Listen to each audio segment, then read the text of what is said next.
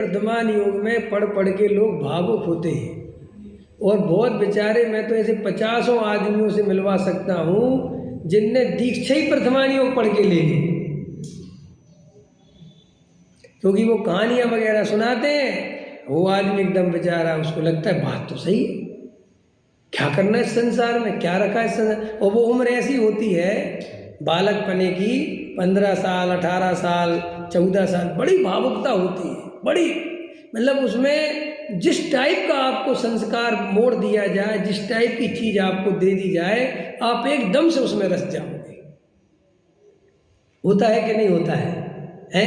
और फिर क्या होता है, फिर उसमें होता है कि अपने अंदर एक प्रॉब्लम ये भी है समाज में कि जब आप उस चीज़ में आगे बढ़ जाते हो तो लोग आपको धार्मिक धर्मात्मा समझते हैं, फिर वो मानाधिक बढ़ने लगते हैं, फिर एक उम्र निकल जाती है, फिर अपन कुछ कर नहीं सकते, फिर वहीं रह जाता है जी।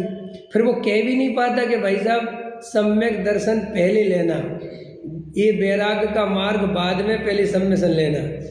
क्यों? क्योंकि उसको ऐसा कहते, अपने अहंकार पे बाधा आते दिखती है, तो वह ऐसे चलता है। तो आचार्य कहते देखो भाई, वर्तमान युग में जो कहानियाँ लिखी हैं उनको समझना सीखो कि पहले तो वो लिखी किन की हैं, वे महापुरुषों की हैं। और वे महापुरुष माने, महापुरुष का अर्थ पुण्योदय नहीं होता। हम लोग हमेशा समझते महापुरुष माने पुण्यशाली जी, महापुरुष का अर्थ होता है छायक सम्यक दृष्टि जी। समझ में आया? वो छायक सम्यक दृष्टि है, इसके कारण वो महापुरुष है। महापुरुष है माने वो भगवान बन नहीं है बिल्कुल, अभी बिल्कुल उसी भाव से ही मोक्ष जाने वाला। अब आदिनाथ है, वो 83 लाख पूर्व है ना? क्या हो रहा था? नीलांजना का नृत्य, राजपाट चला। अरे भाई साहब, कहाँ चक्रों में फंसे हो? वो उसी भाव से मोक्ष जाने वाला है, उनको कोई जो नीलांजना फीलांजना कुछ नहीं डिस्टर्ब कर सकती, ना उन्हें कोई महल डिस्टर्ब कर सकते। समझ में आया? क्योंकि सम्यक दर्शन लेके बैठे हुए हैं वो। और हम लोग उनके जैसे सोचते हैं, जैसा वे भी तो इतने राजपाट करते थे, वे भी तो ऐसे रहते थे, तो अपन को क्या दिक्कत है कि तुम्हारे पास सम्यक दर्शन नहीं है। पहले तुम सम्यसन ले लो, फिर चक्रवर्ती बन जाना। तुम पहले चक्रवर्ती बनना चाहते हो तो नरक जाना है, समझ लो बात आया समझ में? जो सम्यक दर्शन के बिना ये तीर्थंकर आदि या महापुरुषों के जीवन चरित्र से इनने पंच इंद्रिय के विषय भोग इसलिए मुझे भोगने में क्या है, ये छल ग्रहण करता है, वो नरक निगोच जाता है मुफ्त में। उसकी जगह उनको ये सोचना चाहिए कि इनने सम्यक दर्शन लिया तो मुझे पहले सम्यक दर्शन लेना चाहिए। पहला हमारा जीवन का समर्पण आत्मा के अनुभव के लिए होना चाहिए, विषय कसाई के लिए नहीं होना चाहिए। लेकिन आचार्य कहते हैं कि पढ़ता पढ़ाना समझना समझाना ही तो बहुत मुश्किल है।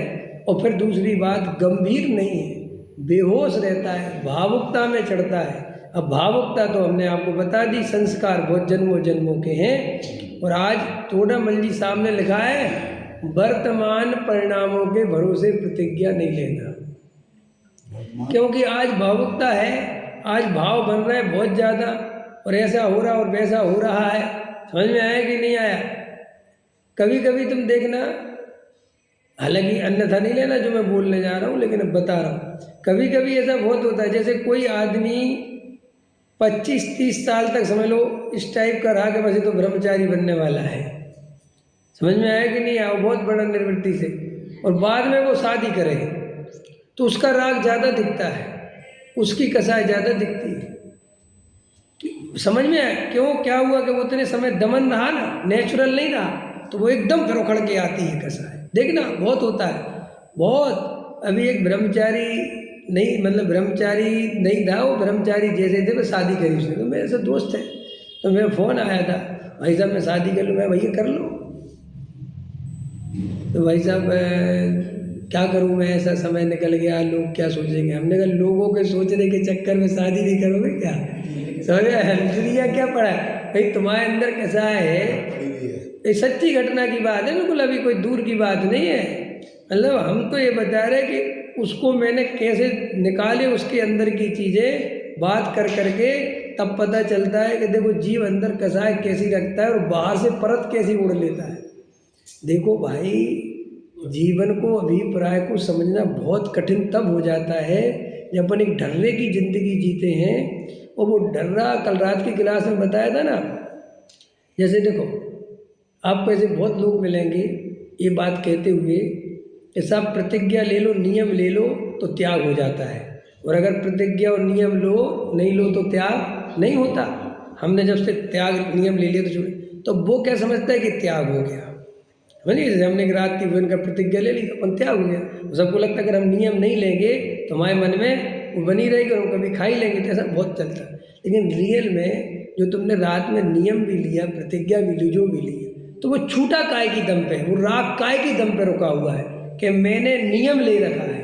वो नियम तोड़ने का पाप बहुत है। तो भय आया, भय से वो नियम पाला। अब देखो नियम पालने का क्या नियम है कि जब आप लगातार कोई नियम 6 महीने, 8 महीने, 10 महीने अगर आप लगातार, तो फिर आपको वो नेचुरल हो जाएगा। तो लोगों को क्या लगता है कि हम तो नेचुरल हैं, हम तो नेचुरल हैं, हम तो नेचुरल हैं, हमें ऐसा कोई राग है ही नहीं। लेकिन भाई साहब वो नेचुरलिटी तो अभ्यास से आ गई है। आप समझ रहे हैं मैं क्या कह रहा हूँ? वो काहे से आ गई वो नेचुरलिटी? जैसे अपन लोग हैं, अपन लोग रोज प्रवचन में सुन सुन के मुमुक्षु इतनी चीजें याद हो गई, इतनी चीजें याद हो गई कि बिल्कुल कभी भी पूछो कार्य निमित्त से होता कि उपादान से, तो क्या जवाब दोगे? उपादान से होता है। आप किसी कीमत पे निमित्त आपके मुंह से नहीं निकल, और आपको लगेगा हमें तो बिल्कुल एकदम सही है, लेकिन रियल में ये सुन के रोज अभ्यास से, जबकि आप दिन भर प्रैक्टिकल लाइफ में ना हमें उपादान याद आता है और ना निमित्त। ऐसा नहीं, उपादान याद नहीं आता, निमित्त ही निमित्त याद आता, समझे? और जबकि बोलते जवाब क्या है? कार्य उपादान। तो अब आप खुद सोचो कि यार मैं जवाब तो देता हूँ वो, और प्रैक्टिकल लाइफ में जब आता हूँ तो मेरी दृष्टि निमित्त की है, तो बोलने का फायदा क्या हुआ? ऐसे ही अपन से घबराना नहीं, डरना नहीं, जो मैं कह रहा हूँ उसको समझना कि भाई अपन सोचते हैं कि हमने नियम ले लेंगे, नियम ले लो, लेकिन भाई साहब बाहर में नियम, अब थोड़ी खतरनाक बात, अब यहाँ से खतरनाक बात है। जैसे वो द्रव्यलिंगी मुनि कोई कष्ट में नहीं रहता, द्रव्यलिंगी मुनि के कोई कष्ट नहीं है, ये तो हम अपनी तरफ से कष्ट बोलते हैं। उनको तो वो चर्या पाल के आनंदित हैं, घबराना नहीं। कोई ऐसा कोई भूख लगती हो, शाम को तकलीफ होती हो, ऐसा बिल्कुल भी नहीं है।